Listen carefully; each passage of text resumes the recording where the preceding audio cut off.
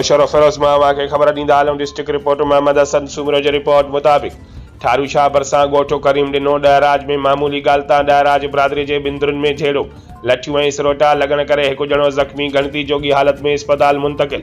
ठारू शाह भरिसां ॻोठो करीम ॾिनो। ॾहराज में मामूली ॻाल्हि तां ॾहराज बिरादरी जे बिंदरुनि में झेड़ो थी पियो। झेड़े दौरान लठियूं ऐं सिरूं लॻण करे हिकु दुर जो अब्दुल गफ़ूर ॾहराज सख़्तु ज़ख़्मी थी पियो, जंहिंखे ज़ख़्मी हालत में रूरल हेल्थ सेंटर ठारू शाह मुंतक़िल किया वियो, जिते खेसि तिबी इमदाद फराहम करे नवाब शाह मुंतक़िल किया वियो आहे। ज़ख़्मी अब्दुल गफ़ूर ॾहराज मीडिया खे ॿुधायो त असां पंहिंजे घर जो कमु कराए रहिया हुआसीं त बिरादरीअ जा कुझु बाअसर शेर खान, आकिब, आरिफ ऐं राशिद ॾहराज संदन मथां हमिलो करे ज़ख़्मी करे छॾियो।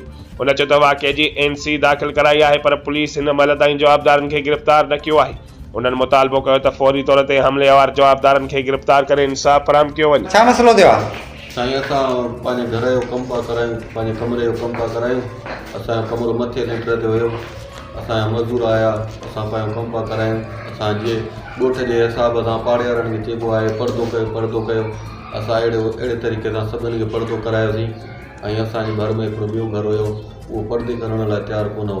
असां केरु विड़िया आहिनि पोइ असां शेर खान विड़ियो आहे, ख़ुदा बख़्श जो पुटु शेर खान, उनजो पुटु आकिब, मौला बख़्श जो पुटु आरिफ ऐं राशिद विड़ियो आहे ख़ुदा जो पुटु।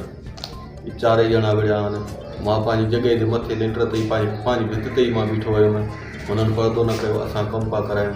पोइ हुननि मूंखे लठ हणी मगज़ में मूंखे ज़ख़्मी करे वियो। अच्छा, पोइ पुलिस वटि शिकायत कई आहे? NC दाख़िल कराई आहे? पुलिस वटि NC दाख़िल कराया आहियूं, पर अञा कानूनी कार्रवाई का कोन थी आहे।